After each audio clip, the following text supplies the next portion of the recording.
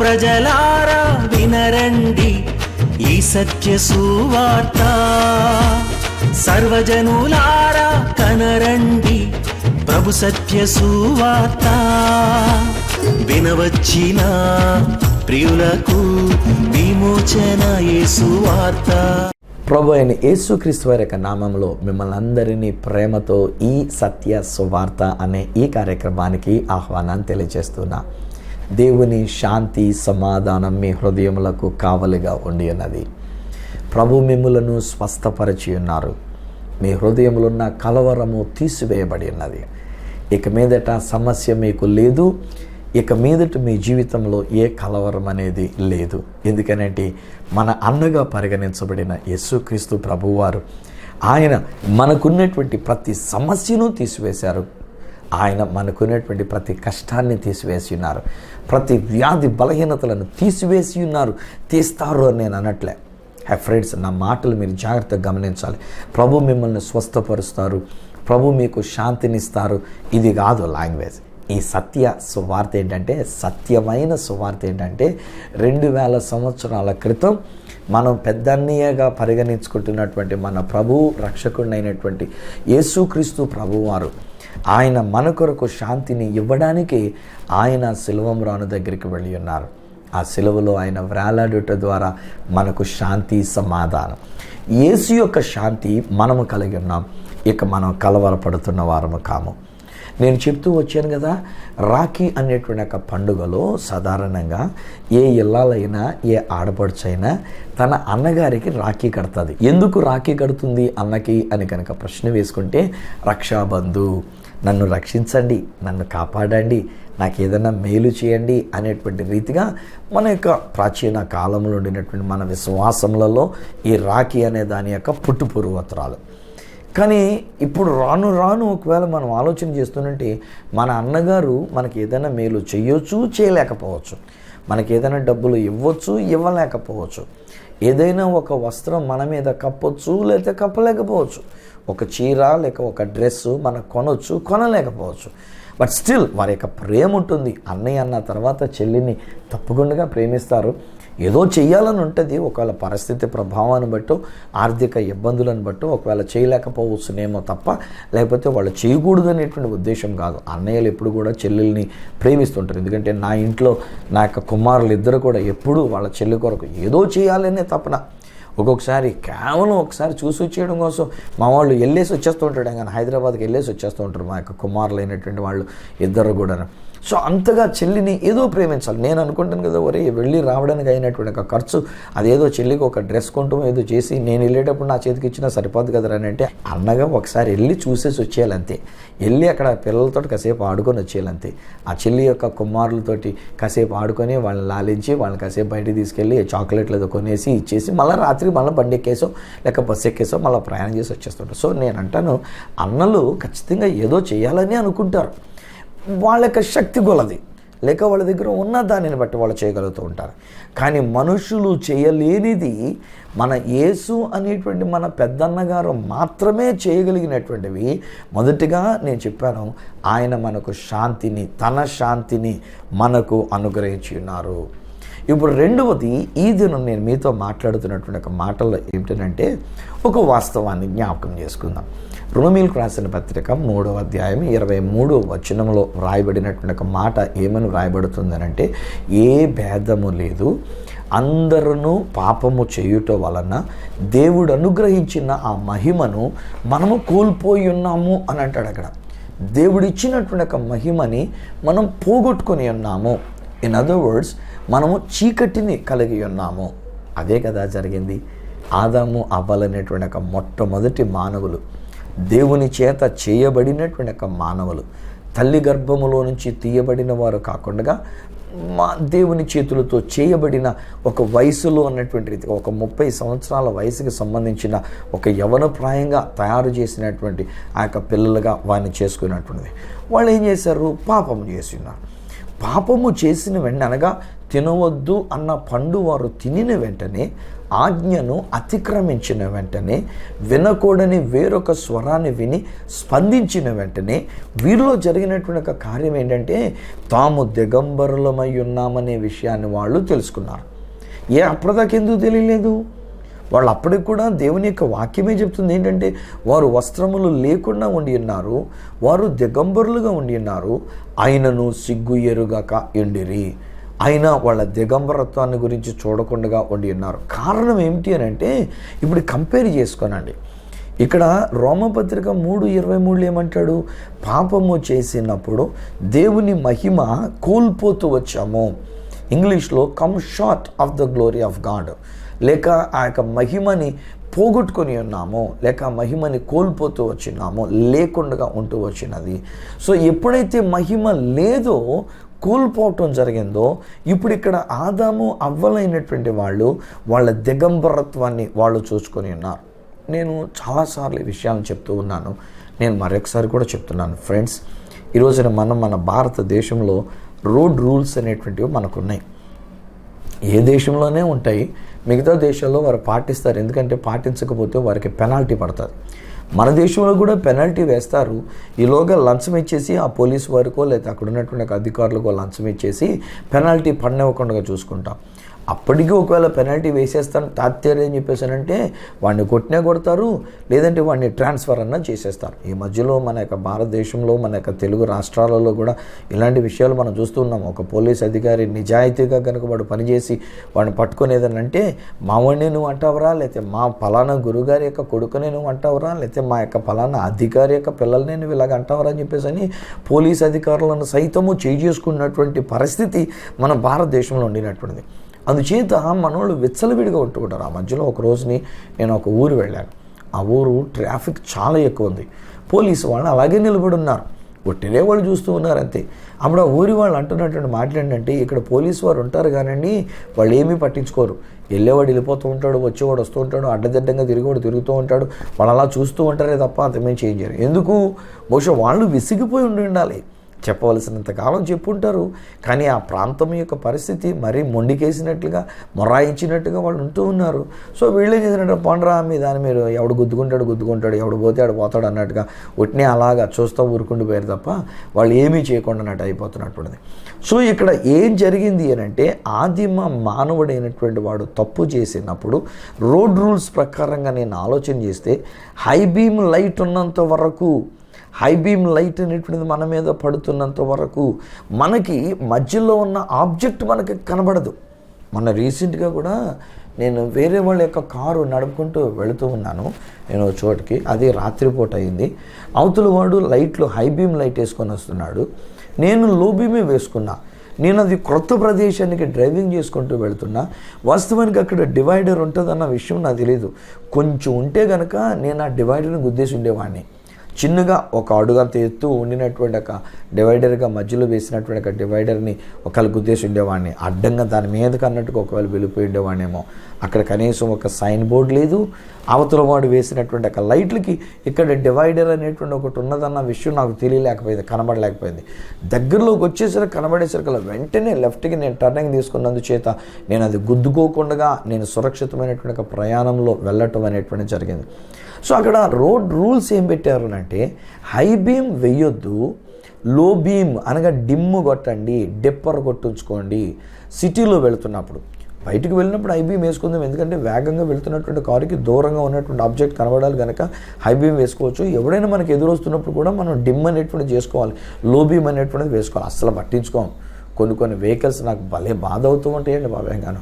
High బీమ్లాగా గొడ్ల గోబులు అంటే ఒక పెద్ద పెద్ద లైట్లు పెట్టుకొని మన ముఖం మీద కొట్టేటట్టుగానే పెడతారు. వాటిని బిగించడం కూడా పెట్టాలనే పెడుతుంటారు మన ఇండియన్స్లో, మన భారతీయులు అనేటువంటి వారి విషయంలో మనం ఆలోచన చేసినట్లయితే. సో తద్వారా వాడు బెదిరిపోయి వాడు పక్కకి జరిగిపోవాలని. కానీ వీడు అదే మొర్రాయింపుతుంటే వీడు అదే హైలైట్ వేసుకొని వాడదే హైలైట్ వేసుకొని ఇద్దరు గుద్దుకుంటాం. అందుకని ఎన్నెన్ని ప్రమాదాలు మనం చూస్తున్నాం. అక్కడికక్కడే చావులు, ఎన్నెన్ని ఆటోల్లో ఎంతెంతమంది చనిపోతున్నటువంటి విషయాలు. ఒక్కొక్క ఆటోలో ఎక్కవలసిన దానికంటే ఎక్కువ 15 మంది 20 మందిని ఎక్కించుకొని తీరా గుద్దిన తర్వాత అందులో 12 మంది 15 మంది చచ్చిపోయారని చెప్పేసినటువంటి రీతిగా వస్తుందంటే ఎంత బాధాకరమైనటువంటి ఒక విషయాలండి. పాపం పెచ్చిరిల్లిపోతున్నటువంటి ఒక పరిస్థితులు.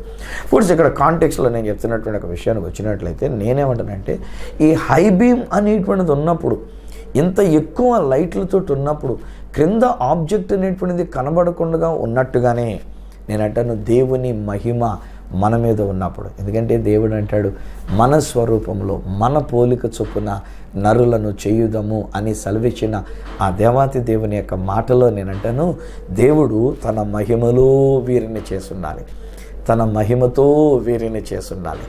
అట్టి మహిమతో దేవుడు చేసి ఉన్నాడు కనుకనే వీళ్ళిద్దరూ దిగంబరులుగా ఉన్నప్పటికీ, ఆదాము అవ్వ ఇద్దరూ దిగంబరులుగా ఉన్నారు తోటలో.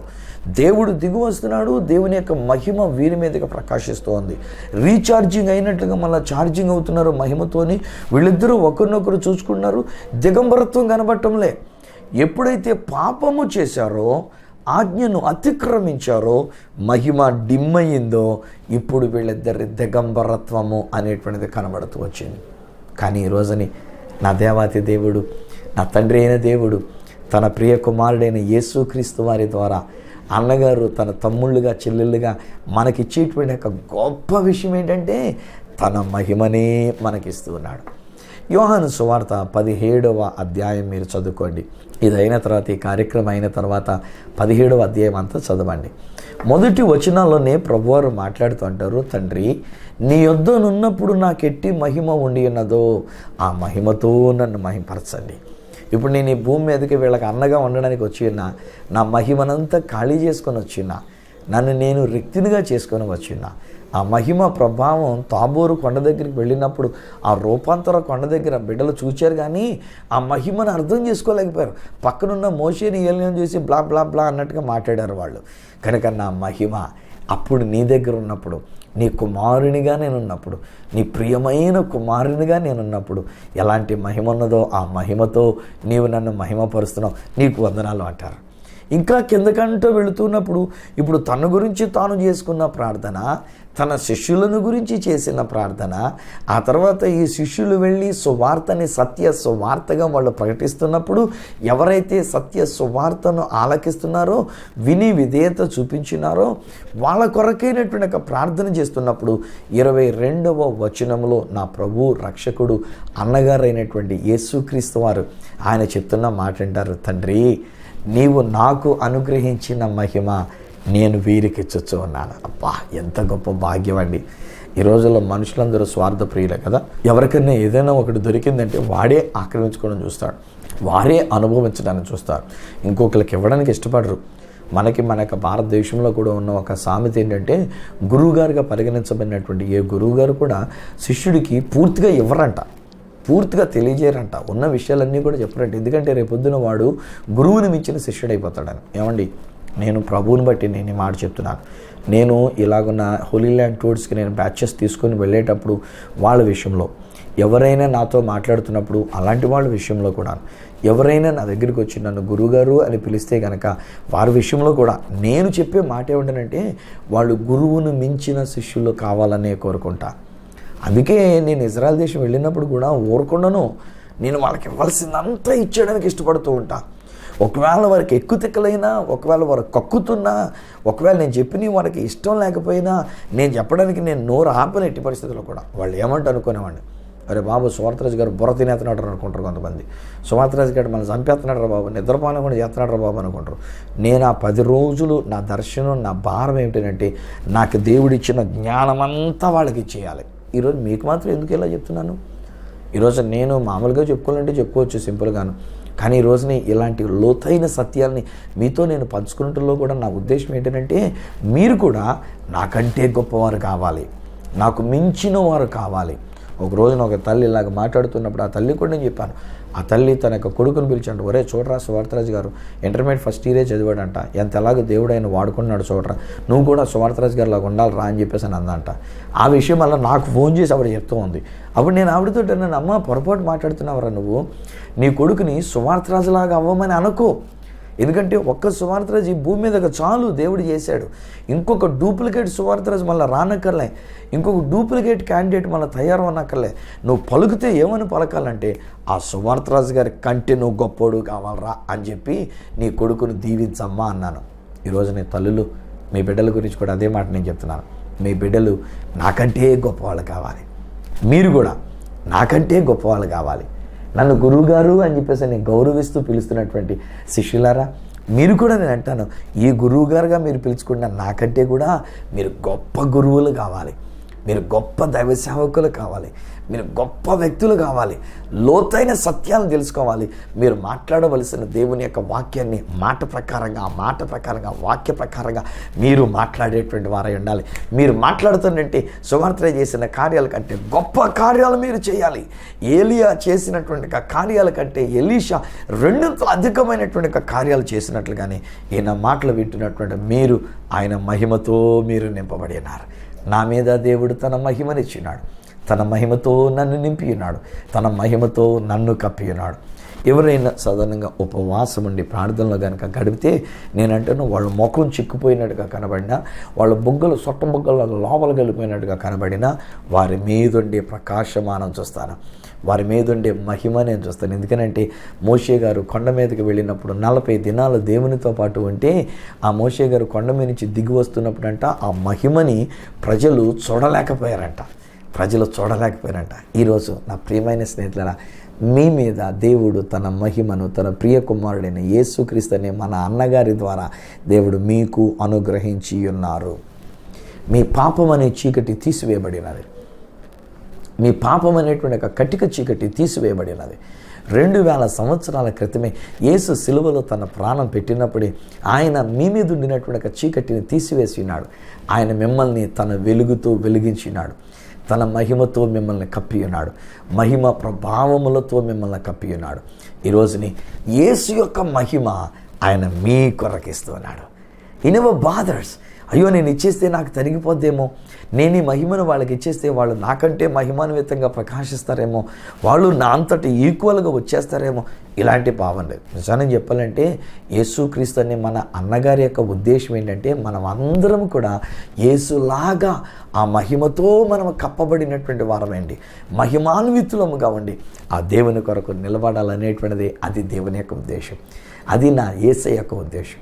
నేను ఆ తాబోరు కొండకు తీసుకొని వెళ్ళినప్పుడు, యేసు రూపాంతరం చెందిన కొండ దగ్గరికి తీసుకొని వెళ్ళినప్పుడు బైబిల్ గ్రంథంలో నుంచి ఆ అనుభవాన్ని నేను వారికి చదివినిపించిన తర్వాత నాతో వచ్చిన బిడ్డలతో నేను చెప్పే మాట ఏమిటంటే, ఒకవేళ మీరు ఎలాంటి వాళ్ళైనా, ఒకవేళ మీరు ఎటువంటి జీవితాన్ని మీరు కలిగిన వారైనా, ఈ రూపాంతర కొండ దగ్గరికి వచ్చిన మీలో ప్రతి ఒక్కరు ఈ దినాన్ని ఆయన రూపాంతరం చెంది ఆ మహిమతో కప్పబడినటువంటి ఒక విషయాన్ని చూచిన మీరు ఒక యేసు వలె, మీరు ఒక క్రీస్తు వలె ఆ యేసు యొక్క మహిమ మీ మీద ప్రకాశింపచేయబడుతుంటుండగా మీరు ఆ యొక్క మహిమతో కప్పబడినటువంటి వారై తిరిగి మళ్ళా భారతదేశానికి మీరు వెళ్ళినప్పుడు, తిరిగి మన ప్రాంతానికి మీరు వెళ్ళినప్పుడు ఆ మహిమను మీరు ప్రజ్వరిల్లింపచేసేవారై ఉందురుగాక అంట. హల్లెలూయా.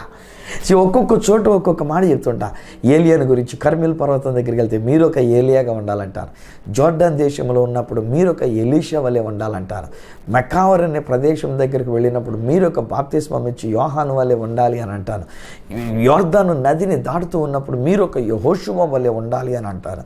ఒకవేళ సీనాయి పర్వతాల దగ్గరికి వెళ్ళినప్పుడు మీరు ఒక మోషే వలె 80 సంవత్సరాల వయసులో మోషే దేవుని చేత పిలువబడి అనేక మంది లక్షల మంది ప్రజలను ఐగుప్తు దాసత్వంలో నుంచి విడిపించినట్లుగా మీరు ఒక మోషే వలె ఉండాలి అని అంటాను.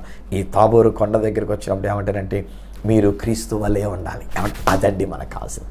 క్రైస్తవ్యము కాదు మనకు కావాలి, క్రైస్తవులు కాదు దేవుడు అడుగుతున్నటువంటిది. యేసు శిష్యులుగా ఉండినటువంటి మనం యేసులాగా మనం తయారైపోవాలి. నిజానికి అంతియోకైలో ఉండినటువంటి యేసయ్య శిష్యులుగా ఉండినటువంటి వారిని ఆ ఊర్లో ఉన్నటువంటి వాళ్ళు యాలకోలం చేస్తూ పిలిచారంట క్రైస్తవులు అని చెప్పేసినటువంటి ఒక మాట. అంటే క్రీస్తులాగా ఉన్నారు అని చెప్పడానికి, వీళ్ళు క్రీస్తులాగా ఉన్న మనుషులు వచ్చారు అని చెప్పడానికి. బహుశా వాళ్ళ రూపం, వాళ్ళకి సమస్తము కూడా క్రీస్తులాగానే మారిపోయిందేమో. నేను ఒక వ్యక్తిని అబ్జర్వ్ చేస్తూ ఉండేవాడిని.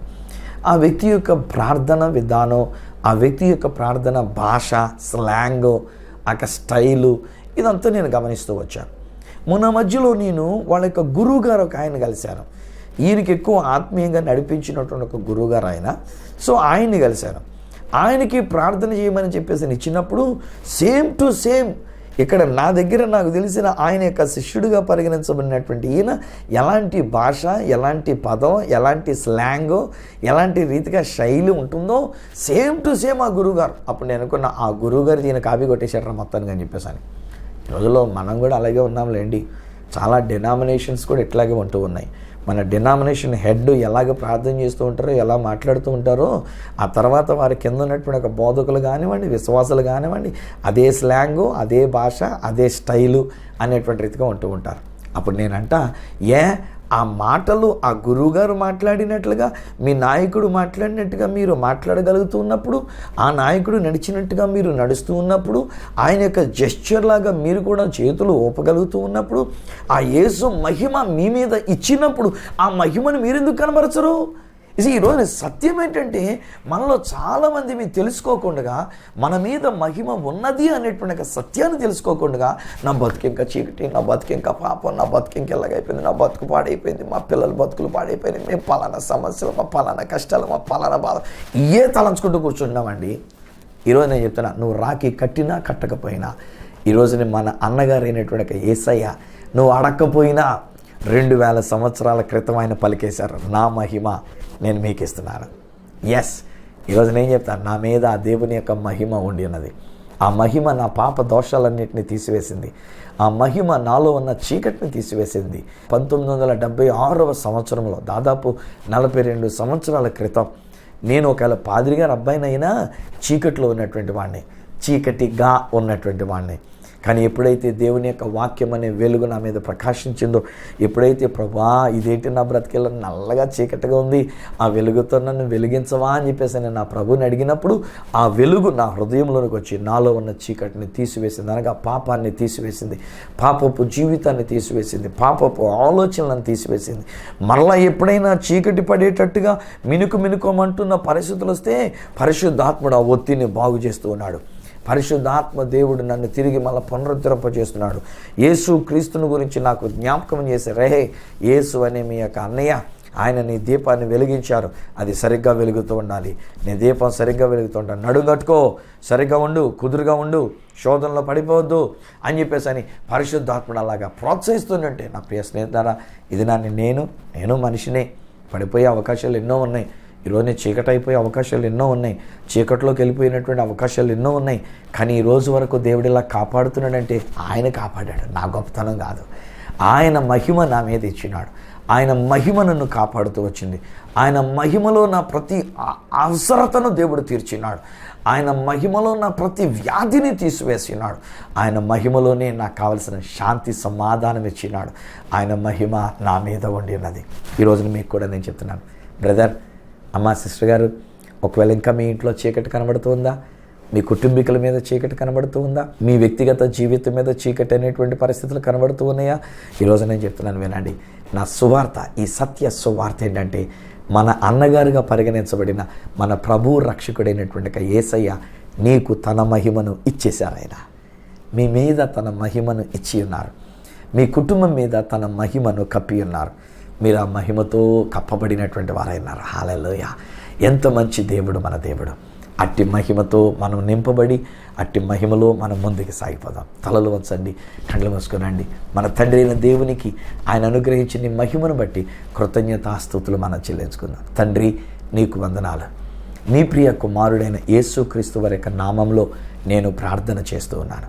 నాయన, చాలా కాలంగా మేము తెలియక, మేము శాంతి సమాధానం లేకుండా కలవరములతో చాలా కాలంగా మాకు తెలియక, మీరు మీ యొక్క మహిమతో మమ్మల్ని నింపి ఉన్నారు అనే సత్యాన్ని మేము గ్రహించక, మా బ్రతుకులు ఇంకా చీకటి, మా జీవితాలు ఇంకా చీకటి, మా కుటుంబాలు చీకట్లో ఉన్నాయి, మా బిడ్డలు చీకట్లో ఉన్నారని ఇది మేము పలుకుంటూ వచ్చున్నాం, ఇది మేము మాట్లాడుకుంటూ వచ్చున్నాం, ఇదే మేము అనుభవిస్తూ వచ్చున్నాం. కానీ దినాన్ని ఈ సత్య సువార్త ద్వారా మీరు మాతో మాట్లాడి ఉన్నారు. నైనా, నీ మహిమ మా మీద ఇచ్చి ఉన్నారు. నీ మహిమ ప్రకాశమానాన్ని మీరు మాకు ఇచ్చిన్నారు. నీ మహిమతో మీరు మమ్మల్ని కప్పి ఉన్నారు. మా దిగంబరత్వాన్ని కప్పి ఉన్నారు. మా పాప దోషములను తీసివేసినారు.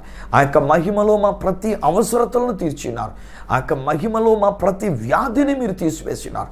యేసు నామములో నేను పలుకుతున్నా, చిన్న బిడ్డలకు ఉన్న వ్యాధి బలహీనత నుంచి వారికి విడుదల కలిగి ఉన్నది. ఈ కుటుంబంలో ఉన్నటువంటి వీరికి, పెద్దవారైనటువంటి వీరికి కలిగినటువంటి బలహీనత నుంచి వారికి విడుదల కలిగి ఉన్నది. యేసు నామములో నేను పలుకుతున్నా, నీ మహిమ వారి మీదకి దిగి వచ్చినది. నీ మహిమతో వీరిని కప్పి ఉన్నావు, నీ మహిమతో వారిని కాపాడుతున్నావు నాయనా, నీ మహిమతో మమ్మల్ని నింపి ఉన్నావు నాయనా. చివరికి నీ రాకడ జరిగినప్పుడు నీ మహిమలోనికి మమ్మల్ని తీసుకొని వెళ్ళబోతున్నావు. హల్లెలూయా! ఎంత అద్భుతమైన దేవుడు నాయనా. నీ మందిరములో మహిమ ఉండినది, మా జీవితాల మీద నీ మహిమ ఉండినది, మా కుటుంబములలో నీ మహిమ ఉండినది నాన్న, మా యొక్క సంఘములలో నీ యొక్క మహిమ ఉండినది నాన్న, మేము ఉంటున్న ప్రదేశంలో నీ మహిమ ఉండినది. ప్రతి వ్యాధి నుంచి నువ్వు విడుదలనిచ్చి నీ మహిమతో కప్పి ఉన్నావు. యేసు నామములో ఆ యొక్క మెదడుకు సంబంధించిన వ్యాధి నుంచి వారికి విడుదల నేను ప్రకటిస్తున్నాను. నాజరుడైన యేసు నామముల యొక్క కేళ్ల బలహీనత నుంచి వారికి విడుదల నేను ప్రకటిస్తున్నాను. నాజరుడైన యేసు నామముల యొక్క జ్వరము, ఆ యొక్క జలుబు బలహీనతల నుంచి నేను విడుదల ప్రకటిస్తున్నాను. నాజరుడైన యేసు నామంలో ప్రతి రక్త సంబంధమైనటువంటి ఒక వ్యాధి నుంచి విడుదల నేను ప్రకటిస్తున్నాను. షుగరు, డయాబెటీస్ అనేటువంటిది, బీపీ అనేటువంటిది యేసు రక్తముతో నేను పలుకుతూ ఉన్నా. నీ మహిమలో ప్రతి వ్యాధి తొలగిపోయింది నాయన, నువ్వు స్వస్థపరచి ఉన్నావు నాయన. కనుక డాడీ నీకు వందనాలు, నీకు స్తోత్రాలు. నీ ప్రియ కుమారుడు, మా ప్రియ సహోదరుడు, మా పెద్దన్నగా మేము పరిగణించుకున్న యేసు అనే అన్నగారి ద్వారా మీరు మాకు ఇచ్చిన ఈ మహిమ కొరకు నీకు వందనాలు చెల్లిస్తూ, ఆ మహిమ ఇంటి మీద నేను నిలబెడుతూ ఉన్నా, ఆ మహిమ ఈ వ్యక్తి యొక్క జీవితం మీద నేను పలుకుతున్నా. నీ యొక్క మహిమే వీరి కుటుంబీకులందరి మీద ఉండి అన్నది.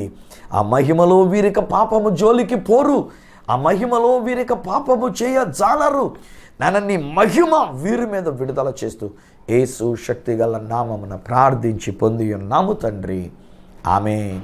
తండ్రి, కుమార, పరిశుద్ధాత్మలను దేవదేవుని దీవెన, మహిమ, ఆశీర్వాదం ఆయన బిడలుగా మీకు, మీ కుటుంబీకులకును ఈరోజుని ఈ నా కార్యక్రమాన్ని వీక్షిస్తున్న ప్రతి ఒక్కరికి నిత్యము తోడయండి, మహిమతో నింపి నడిపించును గాక. ఆమేన్, ఆమేన్. వెల్ స్నేహితులారా, దేవుని యొక్క మహిమ మీ మీద ప్రకాశిస్తున్నది, మీ మీద ఉండినది.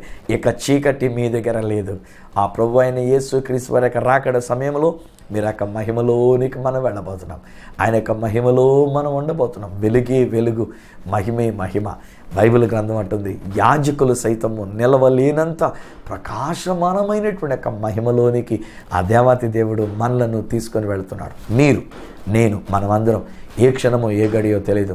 ఆ మహిమలోనికి వెళ్ళేటప్పుడు మనకు కూడా దేవుడు అంటున్నాడు కదా, ఇప్పుడు మన మీద మహిమను కప్పడమే కాదు, అసలు ఈ దేహమే మహిమ దేహంగా మార్చివేస్తున్నాడు. మనకున్న ఈ రూపమే మహిమ రూపముగా మార్చివేస్తున్నాడు. యేసు ఎలాగున్నారో అచ్చంగా అలాగే ఉండేటట్టుగా అట్టి మహిమతో దేవుడు మనల్ని కప్పి ఉన్నాడు, దేవుడు మనల్ని నింపి ఉన్నాడు. హల్లెలూయా! మరి మహిమ మీ మీదకి వచ్చినప్పుడు మీరు ఎవరి వలన ఏ రీతిగా మీరు ఇట్టి మహిమాన్వితమైన అనుభవాన్ని సొంతం చేసుకున్నారో మరి అలాంటి నాకు ఒక మాట తెలియజెప్పరా? కృతజ్ఞతగా ఒక మాట మీరు పలకరా? ఒక ఫోన్ కాల్ చేయరా? మీరు ఒకవేళ ఫోన్ కాల్ చేసినప్పుడు I'll be happy along with you. మీతో కలిసి నేను సంతోషిస్తాను. మీరు చేసిన దానికి నేను ఏదో రికార్డులు రాసుకోవడానికి చేయను, ఎక్కడో ఉంటాను. మీరు ఫోన్ చేసేసరికి నేను ఎక్కడో ఉండి ఆ ఫోన్ కాల్స్ ఎత్తుకున్నప్పుడు నేను దేవుని స్తుతిస్తాను. దేవా, ఇదిగో ఈ వ్యక్తినైనా, ఇదిగో ఫలానా వాళ్ళనైనా నీ మహిమలో వారు ఉండి ఉన్నారు, నీ మహిమలో వారి అవసరతలన్నీ మీరు తీర్చారు, నీ మహిమలో వారి వ్యాధి నుంచి వారికి స్వస్థత ఇచ్చినారు. తండ్రి, నీకు స్తోత్రాలన్నీ నా తండ్రి అయిన దేవునికి అన్నగారైనటువంటి యేసుక్రీస్తు వారి ద్వారా కృతజ్ఞత ఆస్తుతులు చెల్లించుకుంటా. ఒకవేళ మీరు అలాగే ఏదైనా నాకు తెలియజెప్పాలంటే మరి ఒక ఉత్తరం ద్వారా కానీ, ఒక ఫోన్ కాల్ ద్వారా కానీ, వీలైతే SMS ద్వారా కానీ, లేక వాట్సాప్ మెసేజ్ ద్వారా కానీ, ఉన్న ఫోన్ కాల్స్ అన్నిటికీ వాట్సాప్ మెసేజ్లు ఉన్నాయి కనుక మీరు ఒక వాట్సాప్ మెసేజ్ ద్వారా కానీ మీరు తెలియజేయాల్సిందిగా మనం చేస్తున్నాం. నా అడ్రస్ ఈ సత్య సువార్త, సామర్లకోట 533440, తూర్పుగోదావరి జిల్లా, ఆంధ్రప్రదేశ్. అడ్రస్ మరొకసారి చెప్తూ ఉన్నా, ఈ సత్య సువార్త, సామర్లకోట్ 533440, ఈస్ట్ గోదావరి డిస్ట్రిక్ట్, ఆంధ్రప్రదేశ్. అప్పటికి ఒకవేళ మీరు నాతో ఫోన్లో మాట్లాడడం కోరుకున్నట్లయితే నా ఫోన్ నెంబర్స్ 9848110907, 9440040992, 8885527662. ఒకరు నాకు ఈమెయిల్ చేయాలనుకున్నట్లయితే నా ఈమెయిల్ ID esatyasuvartha@gmail.com. మళ్ళీ రేపటి దినాన్ని ఈ సత్య సువార్త కార్యక్రమంలో మిమ్మల్ని కలుసుకునేటంత వరకు మిమ్మల్ని అందరినీ మనతో ఉండి మనకు శాంతినిచ్చి తన మహిమతో నింపిన ఆ యేసు అనే మన అన్నగారి చేతులకు మిమ్మల్ని అప్పగిస్తూ మీ దగ్గర సెలవు తీసుకుంటున్న మీ ప్రియ సహోదరుడు ఈ సత్య సువార్త రాజు.